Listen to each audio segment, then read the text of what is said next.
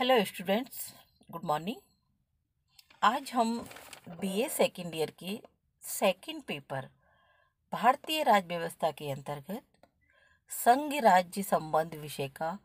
अध्ययन करने जा रहे हैं। भारतीय संविधान की विशेषताओं में भारत में संघीय शासन की व्यवस्था की गई थी, जहां अमेरिकी संघीय व्यवस्था में केवल केंद्र सरकार की शक्तियों का स्पष्ट रूप से वर्णन किया गया है और जो अवशेष शक्तियां हैं वो राज्यों को दी गई हैं। वहीं जो भारतीय संघ व्यवस्था है उसमें केंद्र और राज्यों के बीच शक्तियों का स्पष्ट विभाजन किया गया है और इस विभाजन के लिए संविधान के द्वारा एक निश्चित और स्पष्ट योजना अपनाई गई है। संविधान के आधार पर जो संघ और राज्य हैं उनके संबंधों को 3 भागों में विभाजित किया गया है, जिसमें से पहला है संघीय सूची, केंद्र और राज्यों के बीच विधायी संबंध। उसके बाद है केंद्र और राज्यों के मध्य प्रशासनिक संबंध और तीसरा है केंद्र और राज्यों के मध्य वित्तीय संबंध। तो सबसे पहले हम केंद्र और राज्यों के मध्य जो विधायी संबंध हैं उनकी चर्चा करने जा रहे हैं। तो इस जो संघ और राज्यों के जो विधायी संबंध हैं वो 3 सूचियों के आधार पर संचालित किए जाते हैं, जिनमें पहला है संघ सूची, दूसरा है राज्य सूची और तीसरा है समवर्ती सूची। जो संघीय सूची है उसमें वो विषय रखे गए हैं जो कि राष्ट्रीय महत्व के हैं और जिनके संबंध में संपूर्ण देश में एक ही नीति को यानी एक ही तरह की नीति को अपनाना आवश्यक है। इस सूची में जो जो विषय रखे गए हैं उन सभी पर कानून बनाने का अधिकार केवल संसद को है। इसमें कुल मिलाकर के 97 विषय हैं, जिनमें से जो बहुत इम्पोर्टेंट हैं जैसे चाहे रक्षा है, युद्ध है, संधियां हैं, विदेशी मामले हैं।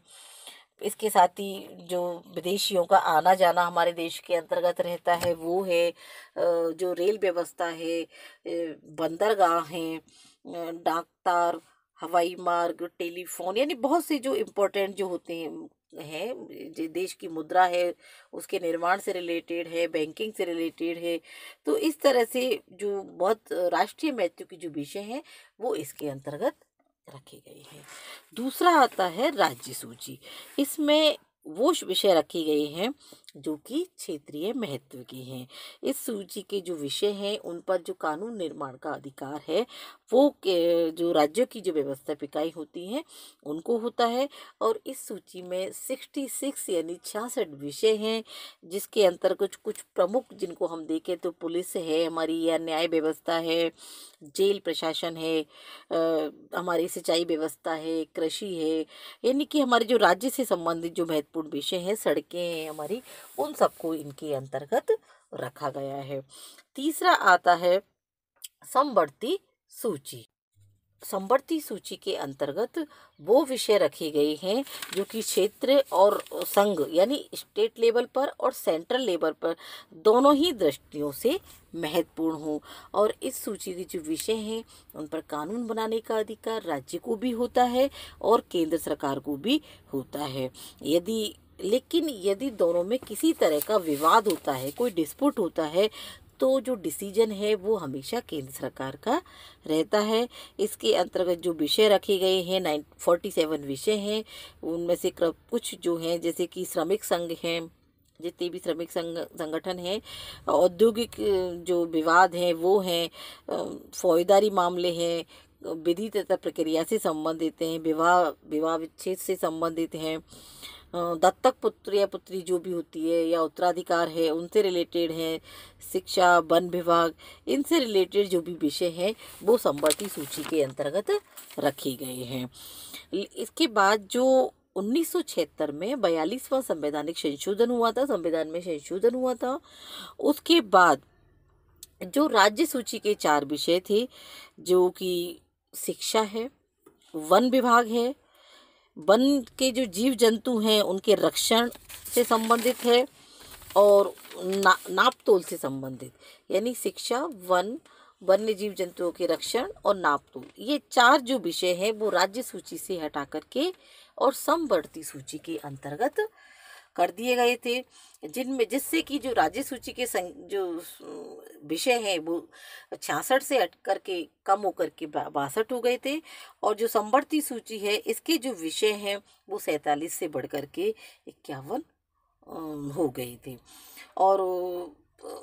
अब आता है अवशेष विषय, यानी 3 तरह तो हो गए, राज्य की संघ सूची, राज्य सूची और समवर्ती सूची। लेकिन इनके अलावा कुछ और भी विषय हैं जो कि जिनको हम अवशेष के नाम से किए जाते हैं, जिनका कहीं संविधान में उल्लेख नहीं है। उन विषयों पर कानून बनाने का जो अधिकार है वो अमेरिका में तो क्या कर रखा है, उन्होंने प्रांतीय जो इकाइयां हैं उनको दे रखा है, जबकि भारत में जो अवशेष विषय हैं जिनका संविधान में कहीं उल्लेख नहीं है, उन विषयों पर कानून बनाने का जो अधिकार है वो व्यवस्थापिका के पास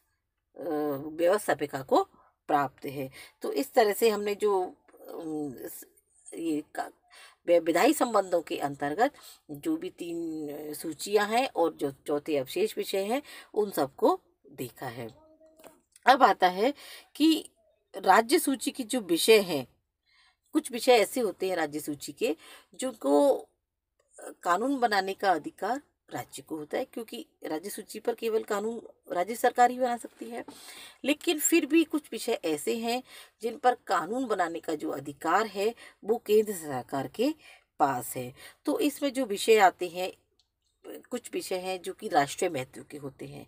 राष्ट्रीय महत्व के हैं, पूरे देश के महत्व के हैं, इसलिए उनको राज्य सूची में भी रखा गया है। और राज्य सूची में रखा गया है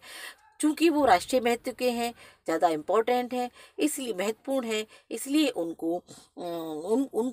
विषयों पर कानून बनाने का अधिकार संघ सरकार को दिया गया है। अगला है राज्य विधानमंडलों की इच्छा प्रकट होने पर, यानी कि कई बार ऐसा होता है कि राज्य सरकार के जो विषय हैं, राज्य सूची के विषय हैं, यदि राज्य विधानमंडल ये इच्छा प्रकट करें और केंद्र सरकार से निवेदन करें कि वो इन पर कानून बनाए, तो वहाँ पर कानून बनाने की जो शक्ति है वो राज्य सरकार, केंद्र सरकार को मिल जाती है। संकट काल के समय, जैसा कि सभी जानते हैं कि संकट काल के समय राष्ट्रीय एकता की बहुत ज़्यादा आवश्यकता होती है, और ऐसी स्थिति में जो कानून बनाने के जो अधिकार है संपूर्ण राज्यों के पास से हट करके केंद्र सरकार के पास पहुंच जाते हैं। विदेशों में जो संधियां हैं होती हैं, उनकी पालना हेतु भी, चूंकि विदेशों से जो संधियां की जाती हैं उनसे डायरेक्ट राज्य सरकार का कोई संबंध नहीं होता है, इसलिए वहां पर कानून बनाने का जो अधिकार है वो केंद्र सरकार के पास पहुंच जाता है। यदि राज्य में जो संविधान की जो व्यवस्था है वो भंग हो जाती है, क्योंकि किसी भी राज्य में जब संवैधानिक व्यवस्था भंग हो जाती है तो वहाँ राष्ट्रपति जो राज्यपाल है वो वहाँ राष्ट्रपति शासन की सिफारिश करते हैं। तो जब राष्ट्रपति शासन लागू होते हैं तो केंद्र सरकार के जो बनाए हुए नियम है वो वहाँ पर लागू होते हैं। अगला है कुछ विशेष विधेयकों पर राष्ट्रपति की पूर्ण अनुमति आवश्यक, यानी कुछ ऐसे विषय होते हैं जिन पर हमें लगता है कि राष्ट्रपति कानून बनाने से पहले इन पर राष्ट्रपति की जो परमिशन है वो आवश्यक है, तो वहाँ पर जो कानून बनाने का अधिकार है वो केंद्र सरकार के पास चला जाता है। और कई बार ये भी शिकायत की जाती है राज्यों के द्वारा कि केंद्र सरकारों के द्वारा अनावश्यक रूप से जो हस्तक्षेप किया जाता है, और हस्तक्षेप के द्वारा जो केंद्र सरकार है उनकी शक्तियां बहुत ज़्यादा बढ़ जाती हैं। तो ऐसी स्थिति में यह कहा जाता है कि केंद्र सरकार के द्वारा जनहित के लिए राज्य सरकार पर नियंत्रण लगाना आवश्यक था। इस कारण से वहाँ केंद्र सरकार अपने राज्यों की शक्तियों को अपने हाथ में ले लेती है। तो इस तरह से ये स्पष्ट है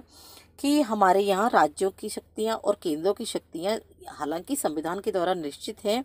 लेकिन विशेष परिस्थितियों में जो संघ सरकार है इसके द्वारा राज्य सरकार की शक्तियों का अतिक्रमण किया जा सकता है और जो राज्य सरकार की जो विषय हैं उनके ऊपर कानून संघ सरकार के द्वारा बनाया जा सकता है। Thank you.